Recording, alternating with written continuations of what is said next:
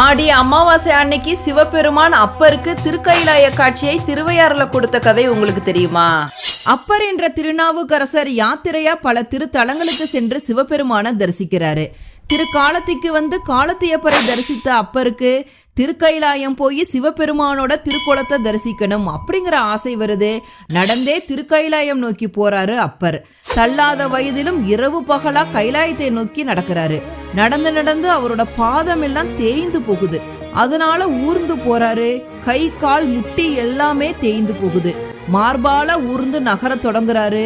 உடலெல்லாம் கிழிந்து ரத்தம் சொட்டுது. மார்பு முழுவதுமே புண்கள். எப்படியாவது சிவபெருமான பார்த்து விடணும் அப்படின்னு சொல்லிட்டு உருண்டு புரண்டு கைலாயத்தை நோக்கி போறாரு அப்பர். இதை பார்த்த சிவபெருமான் முனிவர் வடிவத்துல அப்பர் முன்னாடி தோன்றாரு. மானிடர்கள்னால கைலாய காட்சியை காண முடியாது,